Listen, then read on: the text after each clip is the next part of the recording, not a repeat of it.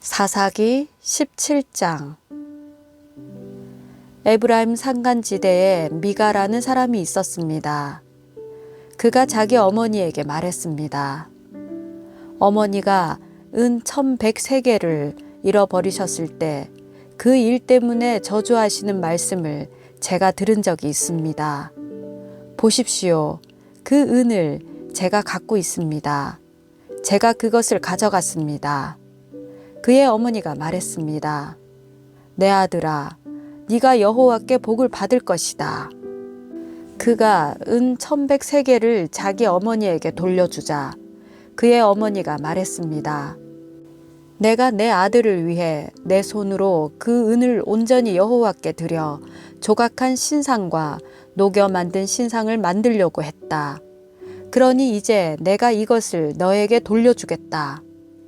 그래서 미가는 그 은을 자기 어머니에게 돌려주었습니다.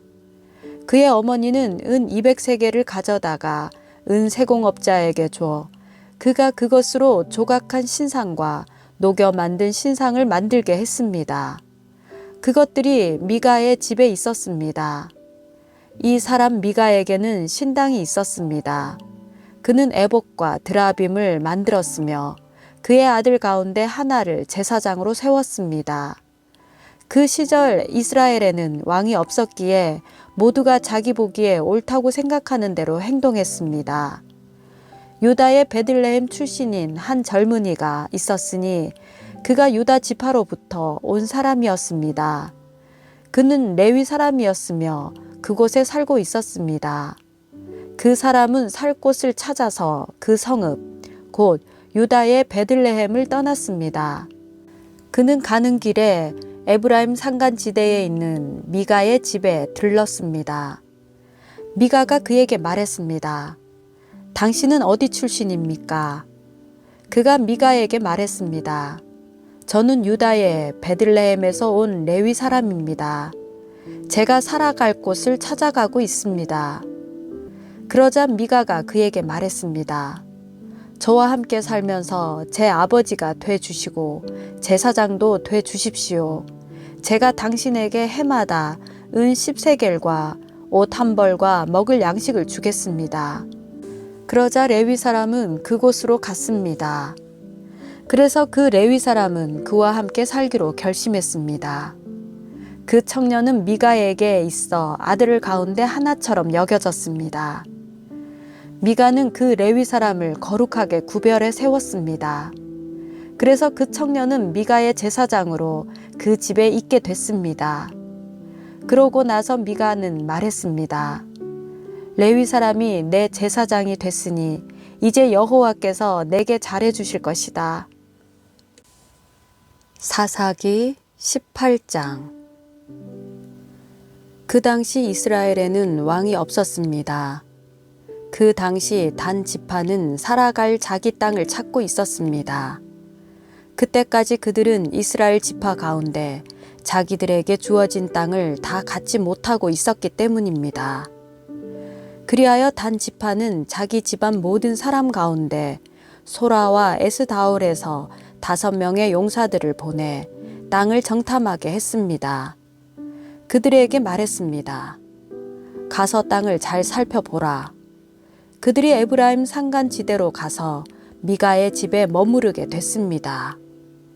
그들이 미가의 집 근처에 이르렀을 때 그들은 젊은 레위 청년의 목소리를 알아채고는 가는 길을 돌아가서 그에게 물었습니다. 누가 너를 여기에 데려왔느냐? 여기에서 뭘 하느냐? 도대체 어떻게 여기 있게 됐느냐? 그가 그들에게 말했습니다. 미가가 내게 이러이러해서 나를 고용했고 내가 그의 제사장이 됐습니다. 그러자 그들이 그에게 말했습니다. 부디 하나님께 여쭈어 우리가 가는 여행이 잘 될 것인지 알려다오. 제사장이 그들에게 대답했습니다. 평안히 가시오.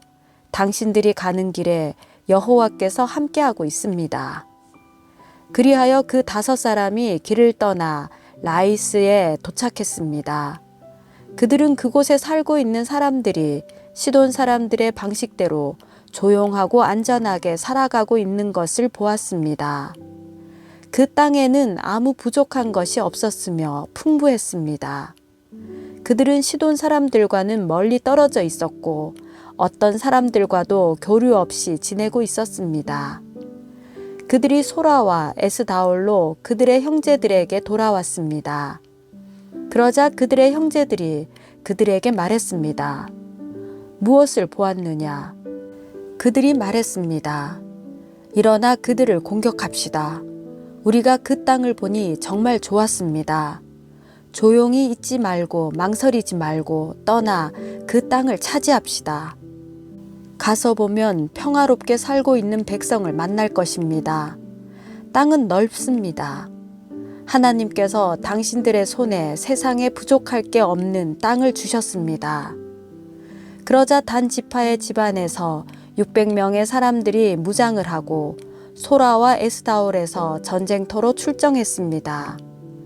그들은 올라가 유다의 기란 여아림에서 진을 쳤습니다. 그리하여 그곳은 오늘날까지도 마하네단이라 불립니다. 그곳은 기란 여아림 서쪽에 있습니다. 그들은 그곳에서부터 에브라임 산간 지대로 가서 미가의 집에 이르렀습니다. 그리고 라이스 땅을 정탐하러 갔던 5사람이 그들의 형제들에게 상황을 설명했습니다. 이들 집안에 에봇과 드라빔과 조각한 신상과 녹여 만든 신상이 있습니다. 이제 어떻게 해야 할지 잘 생각해 보십시오. 그러자 그들은 그곳에서 길을 돌아서 미가의 집에 있는 레위 사람인 그 청년에게 가서 인사했습니다. 무장한 단 지파 사람들 600명이 문 입구에 섰습니다. 그러자 그 땅을 정탐하러 갔었던 5사람이 그곳으로 들어가 조각한 신상과 에봇과 드라빔과 녹여 만든 신상을 집어들었습니다. 제사장은 무장한 600명의 군사들과 함께 문 입구에 서 있었습니다.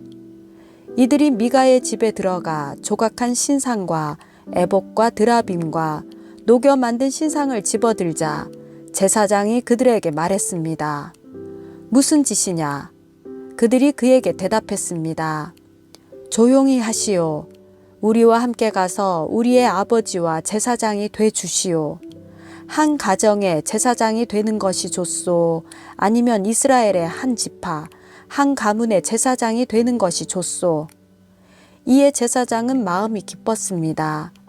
그는 에봇과 드라빔과 조각한 신상을 가지고 그 백성들 가운데 끼어서 함께 갔습니다. 그들은 돌아서서 떠났습니다. 아이들과 가축들과 소유들을 그들의 앞세웠습니다. 그들이 미가의 집에서 멀어졌을 때 미가의 집 근처에 살던 사람들이 모여 단 사람들을 가까이 쫓아갔습니다.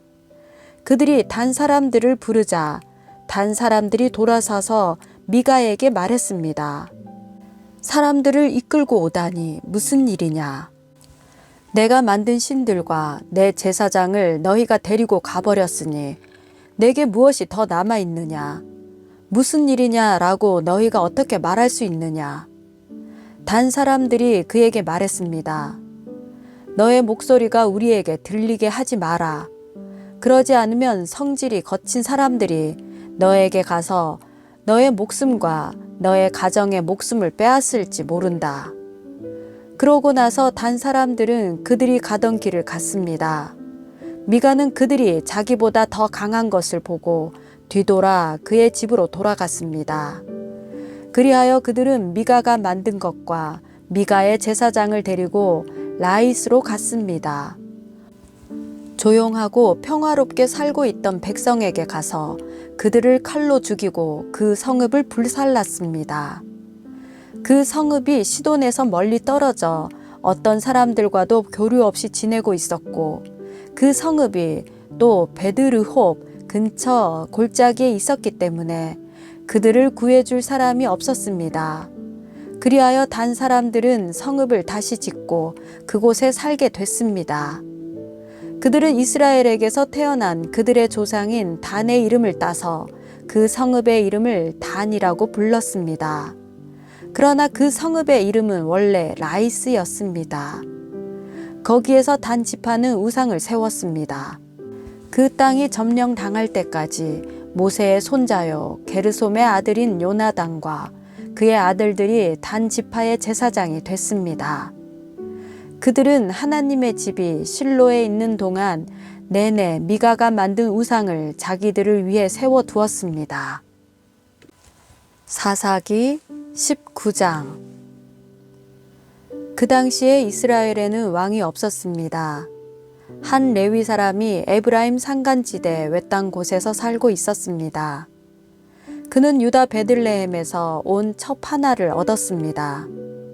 그러나 그의 첩은 그에게 나쁜 일을 하고는 그를 떠나 유다 베들레헴에 있는 자기 아버지의 집으로 가 버렸습니다.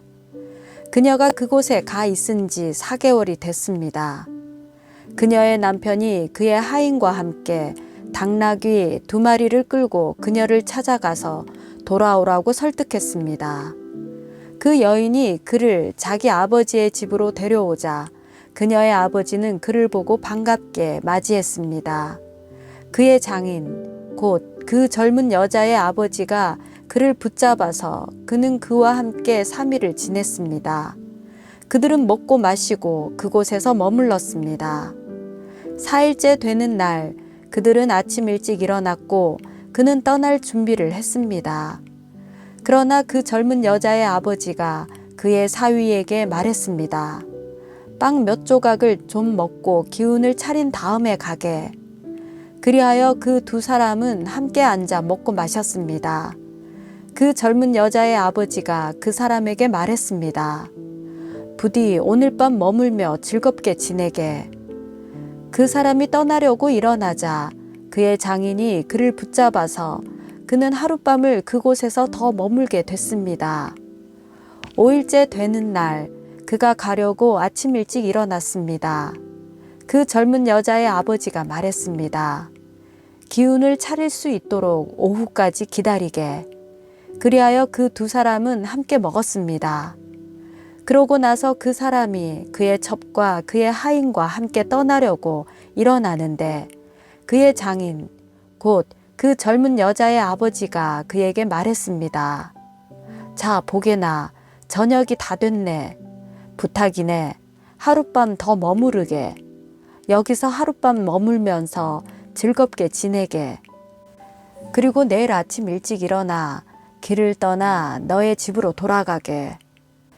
그러나 그 사람은 하룻밤 더 머물지 않고 안장 얹은 나귀 2마리와 자기의 첩을 데리고 길을 떠나 여부스, 곧 예루살렘을 향해 갔습니다. 그들이 여부스에 가까이 왔는데 날이 저물어 가자 하인이 그의 주인에게 말했습니다. 부탁입니다. 이 여부스 사람의 성읍에 가서 그곳에서 하룻밤을 머무르시지요. 종의 주인이 그에게 대답했습니다.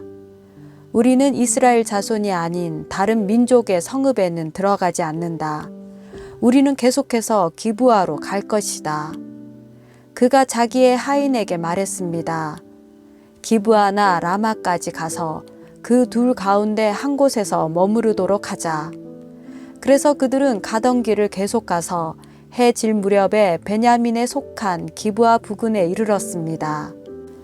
그들은 기브아에 가서 하룻밤을 머물기 위해 그곳에서 길을 돌렸습니다. 그들이 가서 그 성읍의 광장에 앉아 있었지만 자기 집에서 하룻밤 재워줄 사람은 하나도 없었습니다.